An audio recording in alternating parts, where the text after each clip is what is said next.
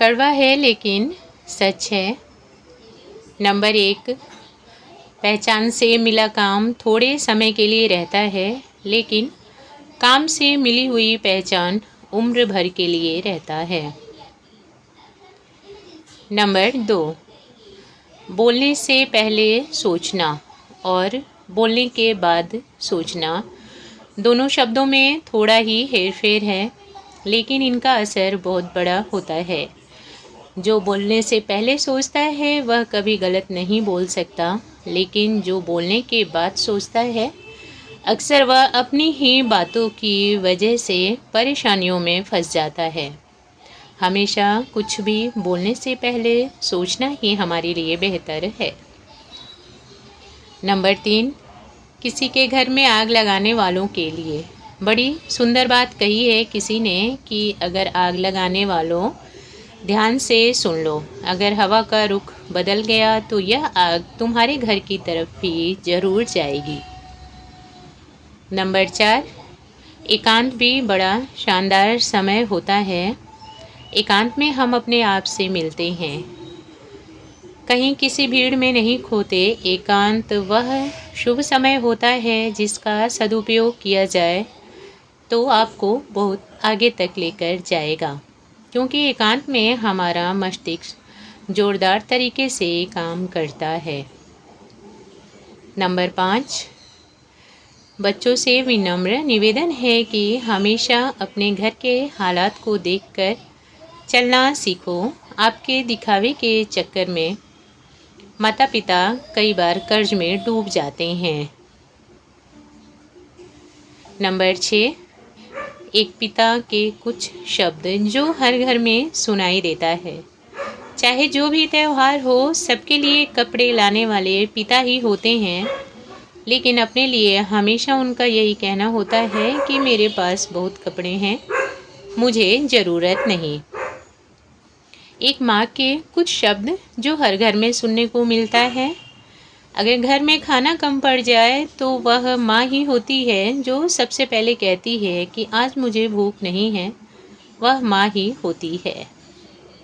Number 7, शरीर थोड़ा कम सुंदर हो तो चलेगा, लेकिन अपने शब्दों को खूब सुंदर रखें, क्योंकि लोग चेहरा भूल जाते हैं, लेकिन आपके द्वारा बोले गए शब्द और हमारे व्यवहार को कभी नहीं भूलते। नंबर 8, जब अपने परिवार के सदस्य अप्रिय लगने लगें और पराये अपने लगने लगें, जब अपनों की बातें बुरी और दूसरों की बातें अच्छी लगने लगे, समझ लेना परिवार का विनाश शुरू हो चुका है। नंबर 9, बेशक नमक रोटी खाकर अपने घर में रह जाना, लेकिन दूसरों के सामने हाथ मत फैलाना, क्योंकि लोग मदद कम करते हैं लेकिन ताने ज़्यादा सुनाएंगे आपको। नंबर 10, जितना हो सके अपनी उलझनों को खामोश ही रखें, क्योंकि शोर मचाने से मुश्किलें कम नहीं होती बल्कि बढ़ती ही जाती हैं।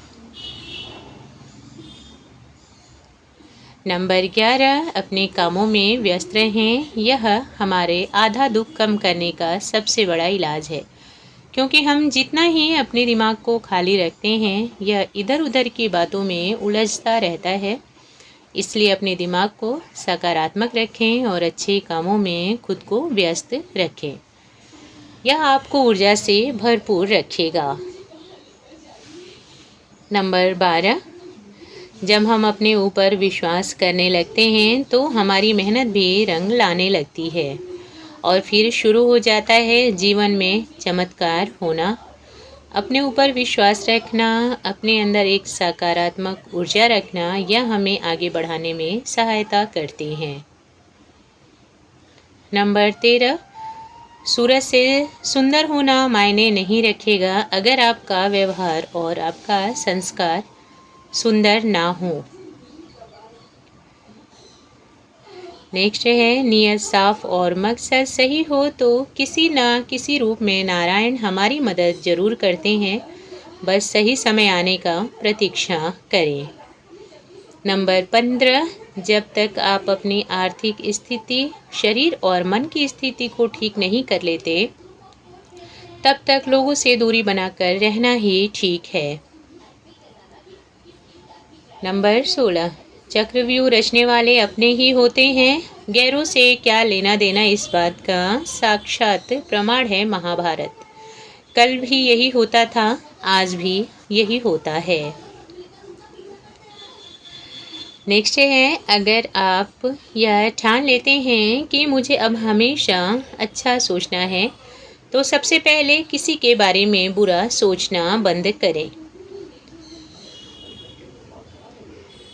नंबर 18, जिस दरवाजे पर एक बार आपका अपमान कर दिया जाए, फिर उस दरवाजे पर कभी ना जाना, चाहे निमंत्रण ही क्यों ना आ जाए। नंबर 19, हम हर बार यह सोचकर परेशान रहते हैं कि ना जाने भविष्य में क्या होगा। कुछ बातों को ऊपर वाले पर भी छोड़ दें। जिसने आपको बनाया है उसने भी बहुत कुछ सोच रखा होगा आपके लिए। भविष्य के बारे में सोचकर अपना वर्तमान खराब करना ठीक नहीं।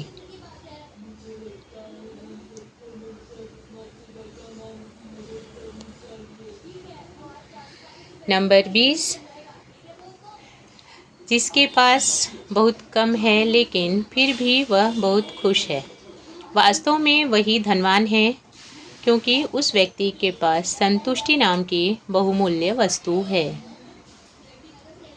नंबर 21, प्यारे बच्चों, जिस दिन सफल हो जाओ, इन लोगों का साथ कभी मत छोड़ना।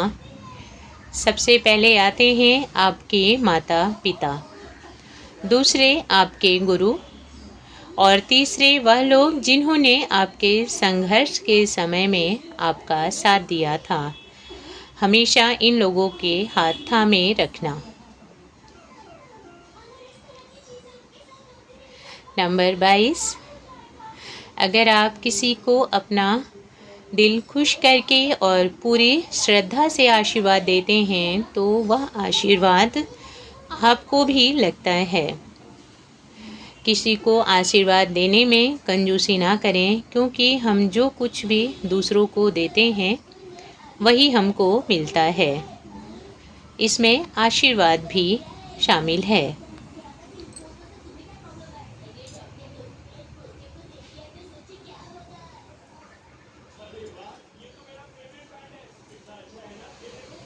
नंबर 23, श्री कृष्ण कहते हैं, अगर शांति की इच्छा रखते हो तो सबसे पहले अपनी इच्छा को कम करो।